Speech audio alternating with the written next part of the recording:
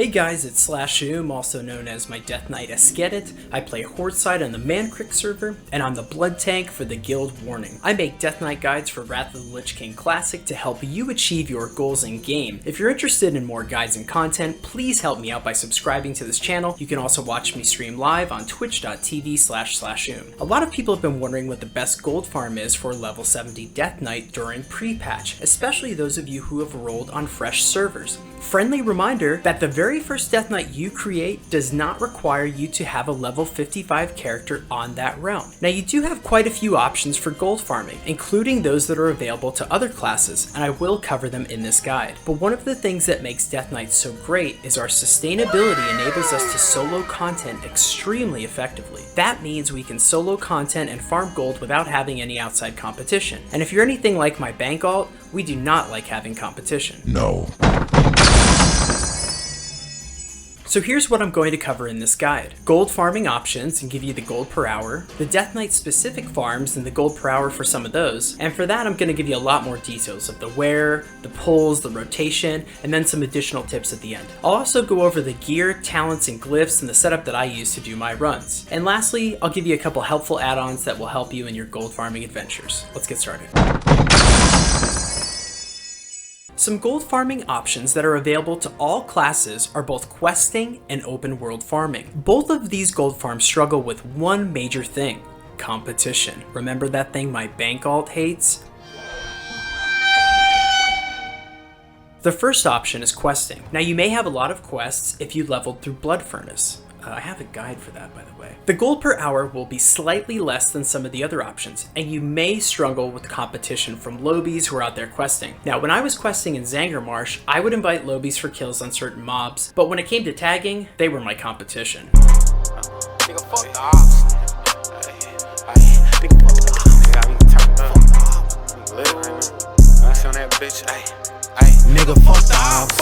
Niggas ain't gonna blow for real. The gold per hour is probably somewhere in the 1 to 150 range. If you can disenchant or get a good quest hub without lobies around, you may be able to push it higher, but a lot of people are leveling up right now. The next best option are some of the popular open world farming spots. There are 3 decent ones in Shadowmoon Valley for Death Knights. Number 1 is the Demon Hunter farm by Black Temple. Now this is an AoE grind spot, and you can see mages love it, also paladins. Here you're gonna get cloth, greens, raw gold, the usual stuff. I'm not sure the gold per hour here, but again, there is a lot of competition, so your mileage may vary. The second one is Legion Hold. This is also a well-known farming spot, so again, there might be some competition. The Warlocks at Legion Hold is a very popular AoE grind spot. You can see paladins and mages here, and there's some raw gold and cloth mainly, and people were definitely not happy when I was here dropping my Death and Decay, I'll tell you that much. You can farm Primal Airs from the elementals around the Altar of Shadows. Primal Airs have gotten quite expensive on my realm, but good luck out tagging those boomkins with rank 1 Moonfires on their mouse wheels.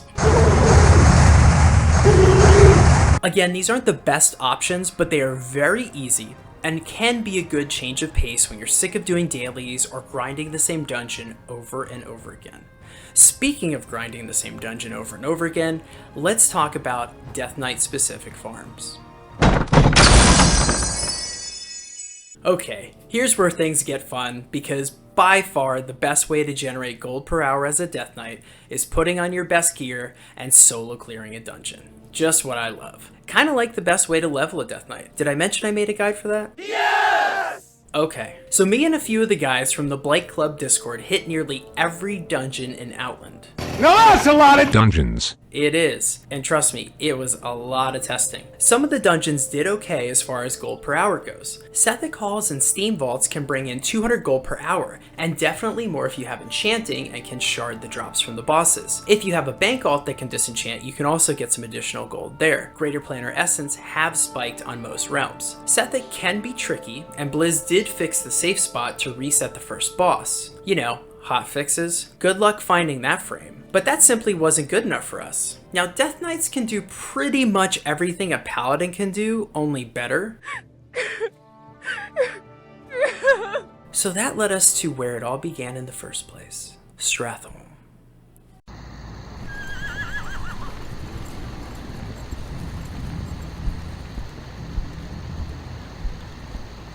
Glad you could make it, Uther. Watch your tone with me, boy. You may be the prince, but I'm still your superior as a paladin. As if I could forget. Listen, Uther. There's something about the plague you should know. This entire city must be purged. Those of you who have the will to save this land, follow me. The rest of you, get out of my sight. You've just crossed a terrible threshold, Arthas.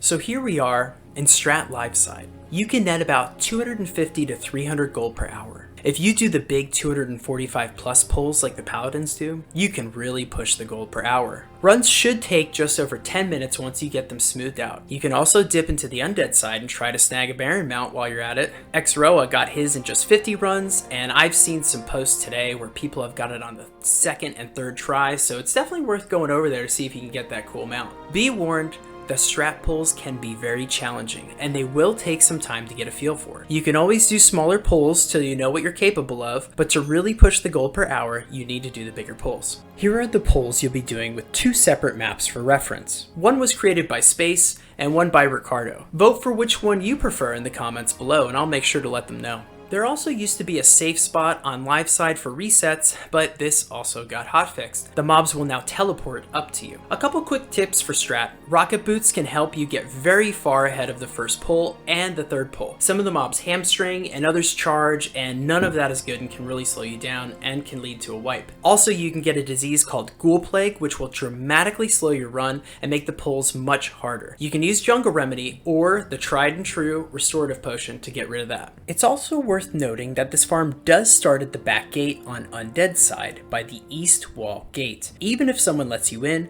you will still need the key to the city to open the gates inside to do the farm properly. To get the key to the city, you need to kill Magistrate Bartholus. So to get to him, you will need to go in through the main entrance to Strat, where the big red arrow is. Follow this path, it will lead you right to the Magistrate, kill him, and you'll get the key, and now you can enter through the back gate. So while strat is certainly doable, the difficulty level is pretty high, and paladins get to cheat with things like bubbles and bops. But there was one TBC dungeon that showed promise. One dungeon that all Death Knights know, like the inside of Ebonhold. And so it seems we have come full circle once again to the best gold per hour dungeon farm for Death Knights. So oddly enough, Blood Furnace churned out a massive 323 gold per hour in 13 minutes. That's not including disenchanting, so with my realm's prices, this farm can easily push up to 500 gold per hour. I think with some work, I can get this run down closer to the 10-minute mark, especially with rocket boots. All this with zero competition.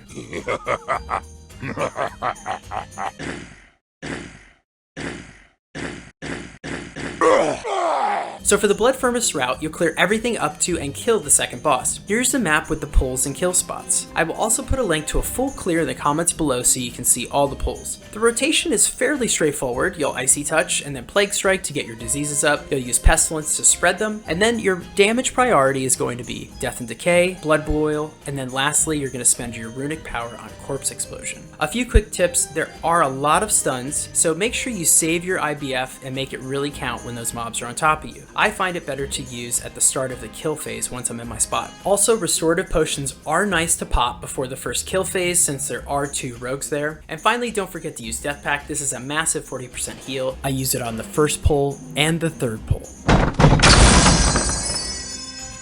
Okay guys, let's take a look at the gear, talents, and glyphs. I do want to give a massive shout out to Ricardo from the Blight Club Discord. He was the originator of this spec and did a ton of testing. He hit so many dungeons around Outland, and so just want to give massive props to him. I'll include a link to his talent tree in the description below. It is a little bit more of a general spec that you can do some other things with, where my variation is very all in on this AoE soloing. I'm just going to give you guys an overview of the gear. This is kind of the more mitigation chunk set where it's more stamina focused. I do have a couple pieces like my shoulders, the 2 brutal pieces, and my chest, which I also use for my damage set, my DPS. So these do have more strength gems and honestly like some random gems that I found, like the Dodge Resilience gem is just one I picked up in a dungeon and threw in there. So you're probably gonna have a lot of Season 4 gear, which is great. It's got resilience.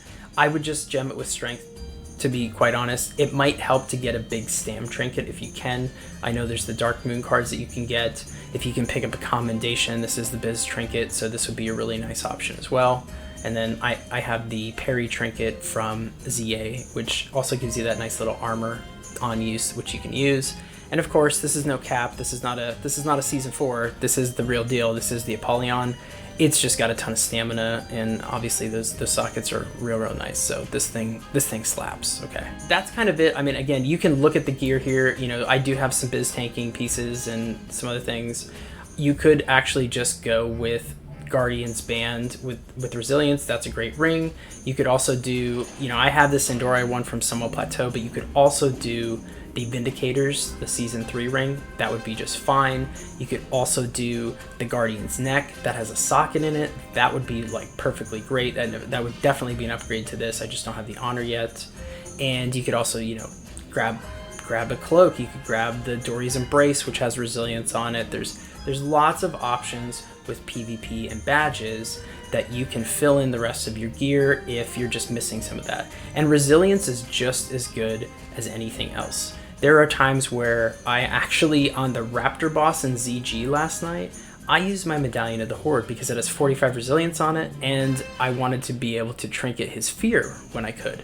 So just keep in mind that resilience is a very good mitigation still. So it literally can replace defense stat. So that's kind of what tanks will do, is they'll be going back and forth between resilience and defense based on getting that crit cap. There's a helpful add-on to see if you are over the crit cap for some of these mobs, and I can include that in the description below. So that's kind of just an overview of my gear. Again, I would just use the best season 4 gear with resilience that you have, and then just fill in the rest. But I would say optimize your gear more for defense than damage. Your damage is going to come, and you'll see why in a second when we look at the talents and the glyphs. You just need to stay alive. The more chunkier you are, the bigger pulls you can do, and the faster this is going to be, and the higher your gold per hour is going to increase. So that's kind of what you want to think about when you're building your set. If we look at the talent tree, it is a blood spec. No surprise there. And it is kind of standard. I'll talk through some of the talent choices here. I did go 2 points into Scent of Blood because it just helps generate runic power faster, so you can start dumping that Corpse Explosion on cooldown, and you'll see that we do go in and get Corpse Explosion. This is a good talent to have. I also started picking up Spell Deflection because there are a lot of casters, and sometimes it can be tough to group them up, even with these LOS pulls. And they'll just be out there casting, and you just really don't have time to go grab them. So this is a nice little talent to have. You can also mess around with getting Mark of Blood. I particularly didn't like it. I didn't even like wasting the global to throw it up. There's also the improved blood presence. I was looking at the logs, and it just wasn't doing enough healing for me to justify 2 talent points. You could also grab Heart Strike if you want. I didn't choose to use it just because of I was rarely pressing Blood Strike, and I would have rarely pressed Heart Strike, so it just didn't justify a talent point for me.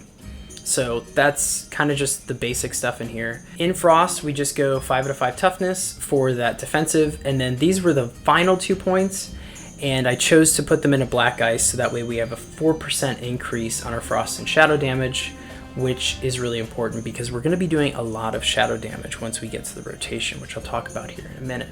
In Unholy, we get 5 out of 5 Anticipation, 3 out of 3 Morbidity because Death and Decay is going to be our bread and butter. Epidemic helps, again, extend the duration of our diseases and saves us some globals, so we can keep that up. Again, priority is keeping diseases up. You can get real behind if those fall off. And then we grab Corpse Explosion, which is going to be our main runic dump and is a lot of fun. Glyph of Disease, again, mandatory. This helps us just use a blood rune, and we can use Pestilence to keep our diseases refreshed. Glyph of Vamp Blood is nice. This is actually what you use as AD as a blood tank, and it gives you a little bit more duration. You could also use Glyph of Anti-Magic Shell. This is more of a PvP glyph, but it does work very well. But I would recommend the Glyph of Vampiric Blood. And then for minor glyphs, these are pretty standard. Glyph of Pestilence. Some people say that this isn't mandatory, and I don't know what game they're playing because this is absolutely mandatory. There are times where you need to make sure your diseases hit everything, and if they're out of range, you're gonna miss. So this just helps with like closing those gaps and giving that extra 5-yard range. It's massive. I don't know why you would neglect getting this glyph. There's nothing better than this glyph. This is the best minor glyph in the game right now. Glyph of Raised Dead is, again, quality of life, but it's really nice, especially because you're going to be sacking your Ghoul a ton. Everybody should have this by now. And then you kind of have the open one, which is now Glyph of Corpse Explosion, which gives us extra range on Corpse Explosion, which is really nice because sometimes the corpses will blow up in random spots. I do use a mouse over for my Glyph of Corpse Explosion, so that way I can kind of target different dead bodies more effectively, but this just helps it to AoE more and hit more things and do more damage.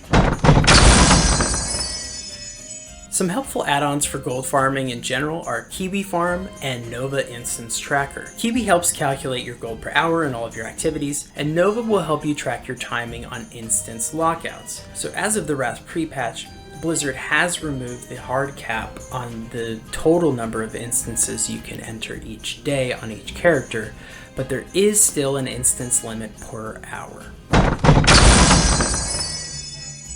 I hope this guide helps you in all your gold making adventures. Let me know in the comments below if this guide helped you or if you have any questions. And again, huge shout out to the guys in the Blight Club Discord. They're doing a lot of work in testing, and I could not have made this guide without them. I have a lot more guides coming, and I am excited to create more content. I'm super stoked for this Wrath expansion and really looking forward to playing with friends and raiding and doing a lot more content.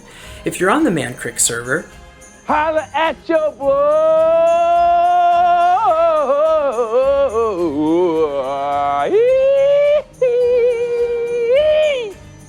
if you like my guides and content and want to support me, you can subscribe to this channel and follow my live stream on Twitch. Thank you guys so much for watching, and You know.